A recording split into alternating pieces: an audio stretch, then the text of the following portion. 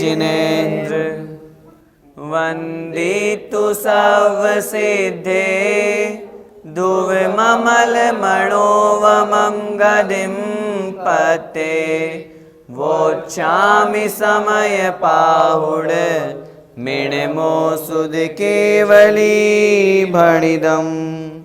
पंच परमेष्ठी भगवान की जय हो। संवराधिकार का वर्णन चल रहा है। पिछली ज्ञानशाला की कक्षाओं में हमने समझा था कि किस प्रकार वह जीव अपने आत्म स्वरूप में लीन होता है तो जिन निमित्तों से कर्मों का आश्रय होता है उन निमित्तों को वह रोकता है। पिछली कक्षा में हमने समझा वर्तमान पंचम काल में कौन ऐसा साधु है जो यह कह सकता है कि जिस प्रकार केवल ज्ञान के द्वारा प्रत्यक्ष आत्मा को देखा जाता है ऐसे ही प्रत्यक्ष मैंने आत्मा को देखा। ऐसा वर्तमान में संभव नहीं, क्योंकि वह मति ज्ञान और श्रुति ज्ञान के द्वारा आत्मा को जानता है। यहाँ पर उस वीतराग सम्यक दर्शन ज्ञान चारित्र से युक्त जो आत्मस्वरूप में लीन है, शुद्धोपयोग को प्राप्त है, ऐसे उन ज्ञानी आत्मा की चर्चा चल रही है। संवर अधिकार में अंतिम 3 गाथाएं आज हम पढ़ेंगे। इस स्वाध्याय की कक्षा में, ज्ञानशाला में हम इस बात को पूर्ण रूप से आचार्य भगवान पूरी 3 गाथाओं के माध्यम से पूरे इस अधिकार का सार बता रहे हैं। किनके अभाव होने से किनका अभाव होता है, किनके अभाव होने से किनका अभाव होता है। संवर अर्थात कर्मों का आना रुक जाना। जब कर्म नूतन नवीन नहीं बंधेंगे, पूर्व कर्म निर्जरा को प्राप्त होंगे तो वह जीव एक दिन नियम से मोक्ष को प्राप्त करेगा ही करेगा। उसी ज्ञानी जीव की यहाँ पर चर्चा कर रहे हैं। देखें गाथा क्रमांक 199। ते सिंहे दुभणिदा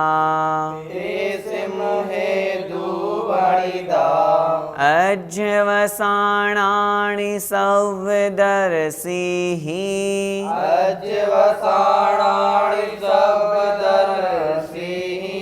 मिच्छत्तम् अन्नाणम्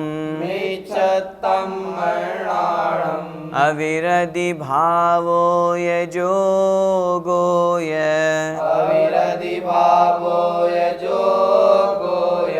बोलिए। ते सिंहे दुभणिदा अज्यवसाणानि सव्यदर्शिः मिच्छत्तम् अन्नाणम् अविरधि भावो यजोगोय। ते सिंहे दुभणिदा अज्यवसाणानि सव्यदर्शिः मिच्छत्तम् अन्नाणम् अविरधि भावो यजोगोय। आइए गाथा का अर्थ समझते हैं। तेसिम हेदु भणिदा। तेसिम अर्थात उनके किनके जो पूर्व में हमने राग द्वेषादि भाव पढ़े हैं, जिनके निमित्त से सभी प्रत्यय सभी कर्म द्रव्याश्रय होते हैं, उनके हेतु अर्थात जो हेतु है अर्थात कारण है, भणिदा अर्थात कहे हैं। किनको कहा है? अध्यवसाणानि अर्थात अध्यवसान। जो अध्यवसान है, राग द्वेष आदि जो भाव हैं, वे उन राग द्वेष आदि के जो भाव हैं उनको कारण कहे हैं। किसके द्वारा? सर्वदर्शी ही, जो सर्वदृष्टा है, सब कुछ देखने वाले हैं, सर्वज्ञ देव हैं, ऐसे जिनेन्द्र भगवान के द्वारा। क्या अध्यवसान कहे? उनके कारण कौन को कहा है? मिच्छत्तम अन्नाणम। मिच्छत्तम अर्थात मिथ्यात्व, अन्नाणम अर्थात अज्ञान, अविरधि भावो अर्थात अविरति भाव, व्रतों को ग्रहण नहीं करना, यह अर्थात और जोगोय अर्थात जोग अर्थात योग। जो पहले हम आश्रवाधिकार पढ़े थे, उस आश्रवाधिकार में इन 4 प्रत्ययों के कारण, इन 4 निमित्तों के कारण से कर्मों का आना होता है। इन 4 निमित्तों में कौन कारण बनता है? जीव के रागद्वेषादि परिणाम, जिनको अध्यवसान कहा है। उन रागद्वेषादि परिणामों के कारण से मिथ्यात्व, अविरति और अज्ञान और योग, इनका बंध होता है। ये कर्मों में आते हैं, ये कर्म आत्मा के साथ में आते हैं। इसलिए ये कारण वहाँ पर उस जीव के लिए अध्यवसाय के रूप में कहे हैं, अथवा यूँ समझना चाहिए अध्यवसान के रूप में कहे हैं, अथवा यूँ समझना चाहिए कि उन भावाश्रव के राग द्वेष आदि के कारण हैं। अगली गाथाओं में जो आगे की 2 गाथाएं हैं उनमें हम समझेंगे कि जब इनका ही अभाव हो जाता है तो फिर वहाँ पर जीव के कर्मों का आश्रव नहीं होता है। 3 गाथाएं एक साथ एक दूसरे से जुड़ी हुई है, इसलिए इस कक्षा में हम तीनों गाथाओं को एक साथ समझेंगे। एक बार फिर से इस गाथा का शब्दशः अर्थ देखें। सर्वदर्शी ही अर्थात सर्वज्ञ देव ने, सर्वज्ञ देव के द्वारा, तेसिम हेदु उनके हेतु, उन रागद्वेष आदि के कारण, भणिदा अर्थात कहा है, किनको, अध्यवसानाणी अर्थात अध्यवसान। वे अध्यवसान कौन हैं? 4 हेतु कहे हैं वहाँ पर। मिच्छत्तम अर्थात मिथ्यात्व, जब मिथ्यात्व कर्म का उदय आता है तब वह जीव विपरीत श्रद्धान करता है, सम्यक्त को प्राप्त नहीं कर पाता। अज्ञान की अपेक्षा से जब तक ज्ञानावरण कर्म उस जीव के साथ में है तब तक वह अज्ञानी बना है। जब उसका समूल नाश हो जाता है तब वह ज्ञान भाव को, क्षायिक ज्ञान को, केवल ज्ञान को प्राप्त करता है। अविरति भावो अर्थात अविरति भाव, कषाय के निमित्त से वह जीव व्रतों को ग्रहण नहीं कर पाता, इसलिए उसका वह अविरति भाव। और योग अर्थात मन वचन काय, इनकी चंचलता, इनमें जो परिस्पंदन हो रहा है, इनके निमित्त से जो आत्म प्रदेशों में परिस्पंदन हो रहा है, मुख्यतया ये 4 ही हेतु है जो जीव को संसार में भटकाते हैं, कर्मों का आश्रव जिनके द्वारा होता है। अगली गाथा में कहेंगे इन 4 हेतुओं का जहाँ अभाव हो जाता है वहीं उसी जीव के कर्मों का संवर होता है। आइए गाथा का भावार्थ देखते हैं। सर्वज्ञ देव ने पूर्वोक्त राग द्वेष और मोह रूप आश्रवों के हेतु मिथ्यात्व, अज्ञान, अविरति और योग, ये 4 अध्यवसान कहे हैं। इन 4 कारणों को वहाँ पर उपस्थित किया है। इन्हीं के कारण से वह जीव रागद्वेष करता है और रागद्वेष के निमित्त से ही इन 4 कर्मों का वह जीव बंद करता हुआ, या इन 4 बंद के हेतुओं के कारण से जीव कर्मों का बंद करता है। भैया जी, अध्यवसान से क्या तात्पर्य है? अध्यवसान का जो अर्थ है वो हमें भाव कर्म और द्रव्य कर्म दोनों रूप में लेना है। विशेष रूप से राग द्वेष आदि, मोह आदि जहाँ हैं वह अध्यवसान कहलाते हैं। और उनके साथ में ये तो हुए जीव की अपेक्षा से, पुद्गल की अपेक्षा से जब चर्चा करेंगे तो मिथ्यात्व आदि को भी आचार्यों ने अध्यवसान कहा है। जिस प्रकार किसी के द्वारा किसी रस का ग्रहण किया गया, किसी ने मीठा खाया तो जो मीठे का स्वाद आया वो जीव को आया, लेकिन उस पदार्थ में भी मिष्ठ यह गुण था, मीठा यह गुण था, तो वह पदार्थ भी है और उसके साथ में जो उसने ग्रहण किया जीव ने, उस अपेक्षा से वहाँ पर दोनों भाव बनते हैं, द्रव्य की अपेक्षा से भी और भाव की अपेक्षा से भी, जीव की अपेक्षा से भी और पुद्गल की अपेक्षा से भी। उसी प्रकार अध्यवसान में राग द्वेष आदि भाव जो कर्म है वो भी ग्रहण करना, और इनके निमित्त से जो बंध के हेतु यहाँ पर 4 कहे गए हैं मिथ्यात्वादी, उनको भी ग्रहण किया गया है। अब इस गाथा का पद्यानुवाद पढ़ते हैं। मिथ्यात्व औ अविरति जड़ बोध योग, रागादि के जनक ये सुख के वियोग, आलोक से सकल लोक अलोक देखा, सर्वज्ञ ने सदुपदेश दिया सुरेखा। प्रारंभ की 2 पंक्तियों में स्पष्ट लिखा है मिथ्यात्व और अविरति जड़ बोध। जड़ बोध का तात्पर्य है अज्ञान, बोध मतलब ज्ञान, और जड़ ज्ञान मतलब जो मिथ्या ज्ञान है अर्थात अज्ञान। ये रागादि के जनक हैं, इनके निमित्त से ही राग द्वेष होता है और इसी कारण से सुख के वियोग है। जीव आत्मिक सुख को, शाश्वत सुख को प्राप्त नहीं कर पाता। जब इनका अभाव हो जाता है तो वह जीव अपने आत्मज्ञान के प्रकाश में, केवल ज्ञान के प्रकाश में सकल लोक और अलोक को देखता है। यहाँ पर 3री पंक्ति में आपकी जो पुस्तक उसमें आलोक शब्द लिखा हुआ है, आलोक से सकल लोक आलोक देखा, उसको ठीक कर लें, आलोक है। और इस गाथा का जब हमने उच्चारण किया था तो वहाँ पर भी अंतिम शब्द जोगो यम लिखा हुआ था, उसे ठीक कर ले, जोगो य।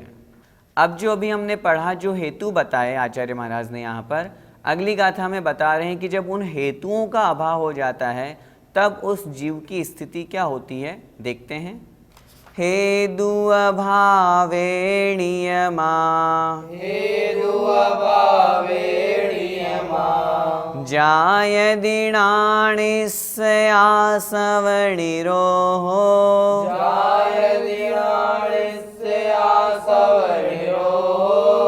आसवभावेन विना,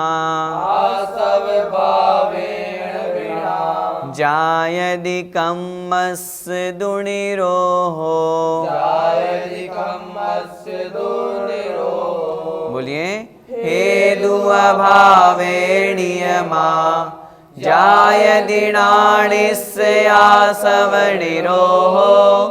आसवभावेन विना, जायदि कम्मस्य दुनिरोः।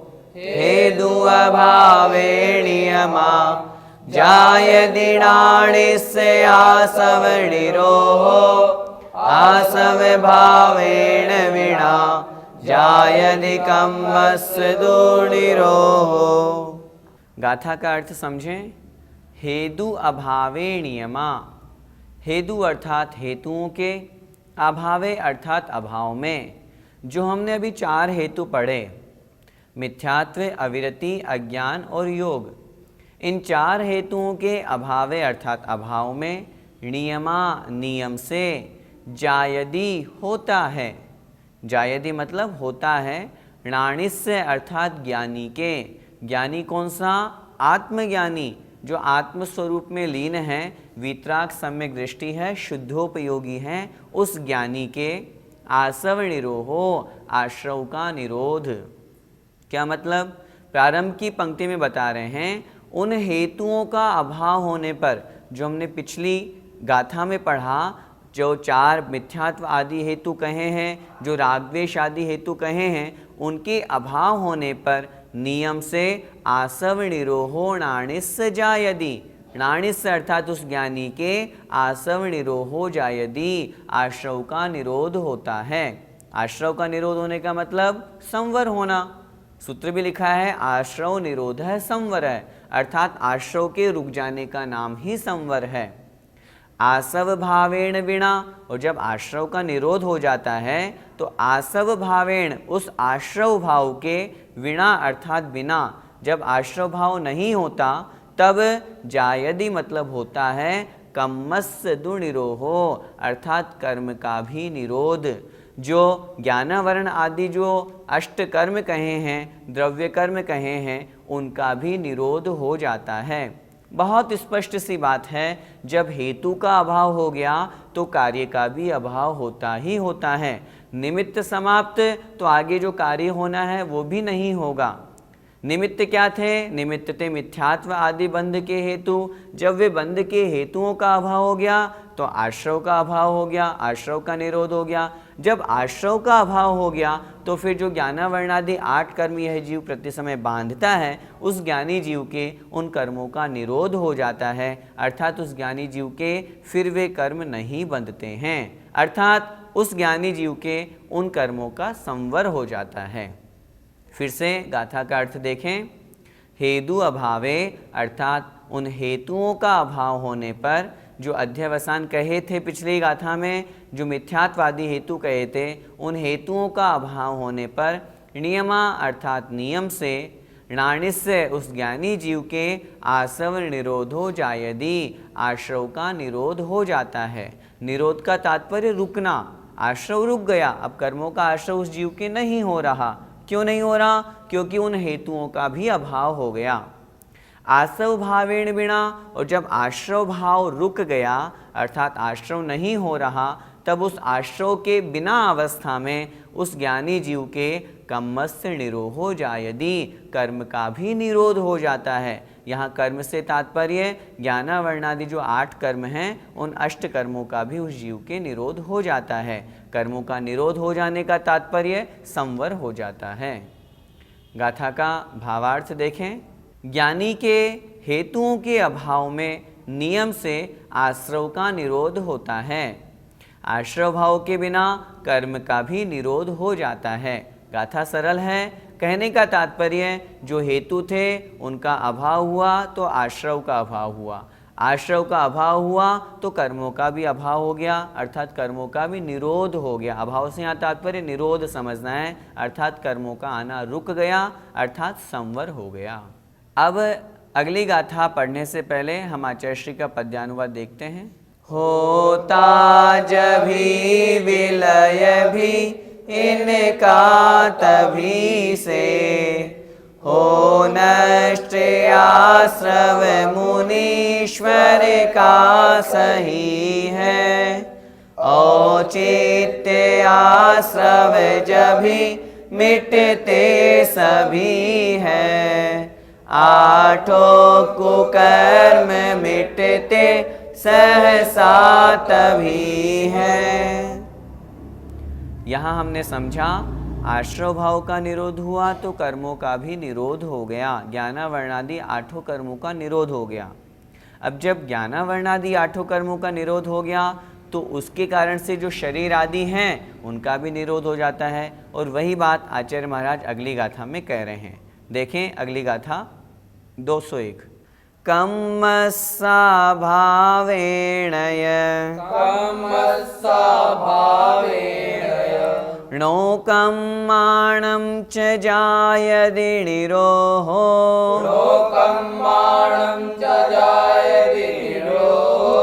णोकम्मणिरोहेणय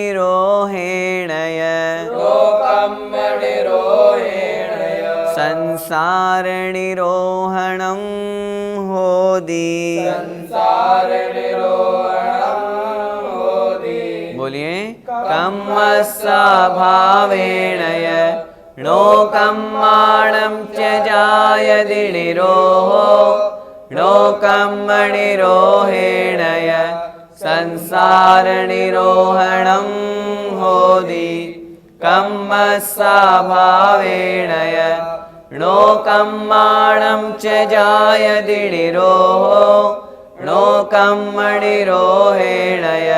संसार निरोहणं होदि। आइए गाथा का अर्थ समझते हैं। बहुत सरल सी बात यहाँ पर आचार्य भगवान समझा रहे हैं। हमने पिछली गाथा में जो पढ़ा, आश्रव भाव का निरोध हुआ, आश्रव भाव का निरोध होने से जो कर्म आ रहे थे उन कर्मों का भी निरोध हो गया। अब जब कर्म का निरोध हो जाता है तो क्या अवस्था होती है, वही यहाँ पर बतला रहे हैं। देखें कम्मस्सा भावेणय, कम्मस्य अभावेण, यह मतलब और, कम्मस्य अर्थात कर्म के अभावेण अभाव से, जो हमने पिछली गाथा में पढ़ा, हेतुओं का अभाव हुआ, हेतुओं के अभाव होने से आश्रव भाव का अभाव हुआ, आश्रव नहीं हो रहा, आश्रव नहीं होने से कर्मों का अभाव हुआ। तो कह रहे हैं कम्मस्य अभावेण, और कर्म के अभाव से क्या होता है, णो कम्माणम च जायते निरोहो, णो कम्माणम अर्थात नो कर्म का भी, जो शरीर आदि हैं जो इस आत्मा के साथ में जुड़े हुए हैं उनका भी, यह मतलब और, जायदी हो जाता है, निरोहो अर्थात निरोध। जब द्रव्य कर्म का निरोध हो जाता है, जब द्रव्य कर्म का अभाव हो जाता है, तो जो शरीर आदि नौ कर्म कहे गए हैं, इन शरीर आदि नौ कर्म का भी अभाव निरोध हो जाता है। और फिर जब नौ कर्म शरीर आदि का भी निरोध हो जाता है तब क्या होता है, बता रहे हैं नौकम्म निरोहेण, यह मतलब और, नौकम्म नौ कर्म का, निरोहेण निरोध होने पर, नौ कर्म का निरोध होने पर, नौ कर्म अर्थात शरीर आदि का निरोध हो जाता है, तब संसार निरोहणम होदि, संसार का ही निरोध हो जाता है, अर्थात वह जीव मोक्ष को प्राप्त कर लेता है। कितनी सुंदर गाथा यहाँ पर आचार्य भगवान ने तीनों प्रस्तुत करी। पूरे संवर अधिकार का सार इन तीनों गाथाओं में यहाँ पर आचार्य भगवान ने दे दिया। एक बार फिर से इस गाथा को हम समझते हैं। जो हमने पूर्व की दो गाथाएं पढ़ी, वहाँ से हम इसको टेली करेंगे, वहाँ से भी हम इसको जोड़ेंगे। जो सबसे पहली गाथा हमने पढ़ी आज की इस कक्षा में, जो मिथ्यात्व, अविरति, अज्ञान और योग, ये जो बंध के हेतु कहे, आश्रव के हेतु कहे, जब इन हेतुओं का अभाव हो जाता है तब वह जीव कर्मों का, आश्रव का निरोध कर देता है। वह आश्रव भाव का निरोध करने के कारण से जो ज्ञानावर्णादि अष्ट कर्म हैं उनका निरोध कर देता है। अब फिर यहाँ इस गाथा में कह रहे हैं, देखें कम्मस्य अभावेणीय है, और वो जो ज्ञानावर्णादि द्रव्य कर्म हैं उनका अभाव हो जाने से नो कर्माणम निरोहो जायति, उस जीव के, उस ज्ञानी जीव के नो कर्म का भी निरोध हो जाता है। यहाँ किसकी बात चल रही है? यहाँ उस ज्ञानी जीव की बात चल रही है जो आत्म स्वरूप में लीन है, वीतराग अवस्था को प्राप्त है, राग द्वेष मोह सबसे जो छूट चुका है, ऐसे उस ज्ञानी जीव के नो कर्म का भी निरोध हो जाता है। जब नो कर्म का निरोध हो जाता है, कह रहे हैं नो कर्म निरोहेण है, और जब नो कर्म का निरोध हो जाता है तब संसार निरोहणम होदी, तब संसार का भी निरोध हो जाता है, संसार भी समाप्त हो जाता है। अर्थात जिन निमित्तों से वह कर्मों का बंध कर रहा था वे निमित्त समाप्त हो गए। जब निमित्त समाप्त हो गए तो उसके निमित्त से जो द्रव्य कर्म है, द्रव्य कर्म के निमित्त से जो शरीर आदि नो कर्म हैं वे भी समाप्त हो जाते हैं। अर्थात उसके तीनों प्रकार के कर्म समाप्त हो गए और वह जीव संसार से छूट करके मोक्ष अवस्था को प्राप्त कर लेता है। गाथा का भावार्थ देखें। कर्म का अभाव होने से नो कर्म का भी निरोध हो जाता है और नो कर्म का निरोध होने से संसार का निरोध हो जाता है। संसार का निरोध का तात्पर्य अब संसार उस जीव का समाप्त हो जाता है। जिन निमित्तों से संसार बढ़ रहा था वो निमित्त सब समाप्त हो गए, अब उसका संसार काल समाप्त हो जाता है। भैया जी, जीव को मोक्ष कैसे होता है? यहाँ इन 3 गाथाओं में उसी मोक्ष की प्रक्रिया तो बताई है। सबसे पहले तो जीव को ज्ञानी बनना होता है। अपने आत्मज्ञान में, ज्ञान दर्शन रूप स्वभाव में वह जीव स्थित हो, तल्लीन हो। उस समय वह जीव अपने राग द्वेष आदि जो उसके मोह आदि जो संसार के निमित्त कहे हैं भाव कर्म, उनका वह जीव अभाव करता है, अर्थात उनको छोड़ता है। उनका त्याग करने से जो बंध के हेतु आचार्यों ने कहे हैं मिथ्यात्वादि, वह उनका अभाव करता है, वह उनको छोड़ता है। जब मिथ्यात्वादि का अभाव होता है तो उस जीव के कर्मों का आश्रव रुक जाता है, कर्मों का आश्रव नहीं होता। जब कर्मों का आश्रव नहीं होता तो उस निमित्त से जो ज्ञानावर्णादि द्रव्य कर्म हैं उनका भी निरोध हो जाता है। जब ज्ञानावर्णादि द्रव्य कर्म का निरोध हो जाता है तो जो शरीर आदि नो कर्म कहे गए हैं उनका भी निरोध हो जाता है, वे भी रुक जाते हैं, उनका भी आश्रव नहीं होता। और जब शरीर आदि नो कर्म का अभाव होता है अर्थात वे समाप्त होते हैं, तब संसार का ही अभाव हो जाता है। संसार का अभाव का तात्पर्य ही मोक्ष है। अनादिकाल से हम इस जो चक्र में घूमे चले आ रहे हैं उसका सबसे बड़ा कारण राग द्वेषादि मिथ्यात्वादि बंध के हेतु कहे हैं। जब इन सब का अभाव हो जाता है तो वह जीव द्रव्य कर्म, भाव कर्म और नो कर्म से छूट जाता है और हमेशा हमेशा के लिए, अनंत काल के लिए वह शुद्ध अवस्था, अपनी सिद्ध अवस्था को प्राप्त हो जाता है। भैया जी, संसार भ्रमण का मूल कारण क्या है?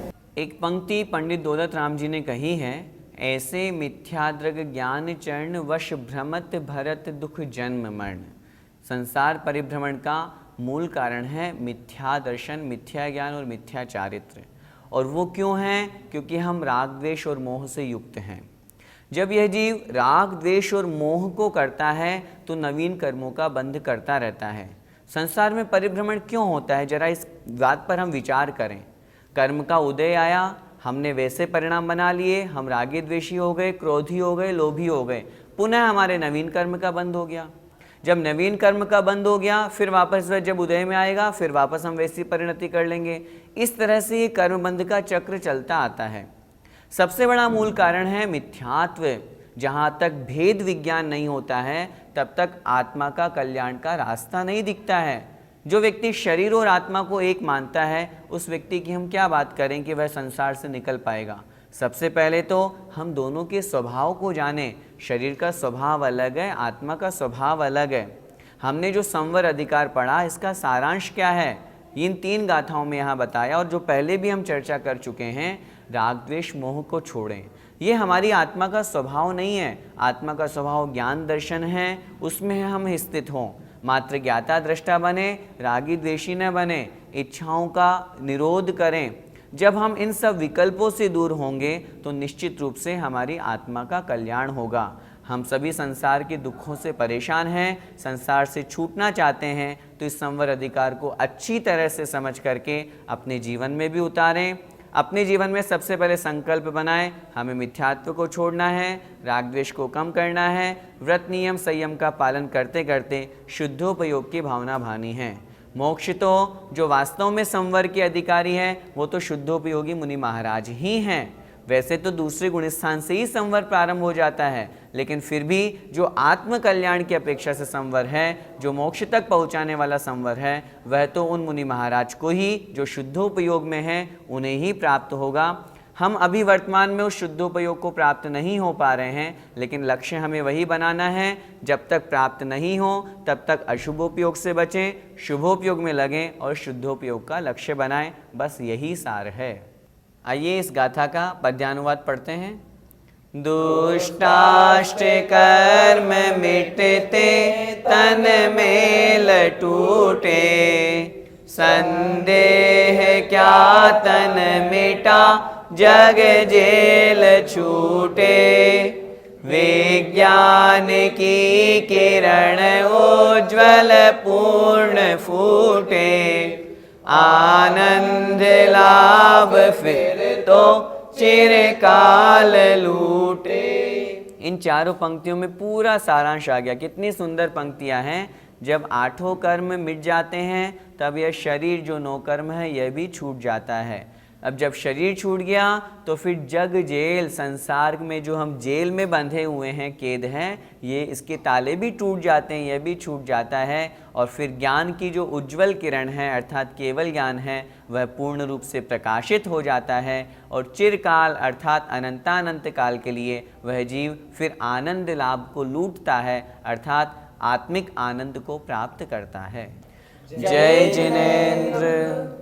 इस कार्यक्रम के पुण्यार्जक परिवार है Shri Parasnath Re Rolling Mills Limited, Durgapur 1, Bardhaman, Paschim Bangal. Amita Jain, wife of Anil Kumar Jain. Sangita Jain, wife of Vipin Kumar Jain.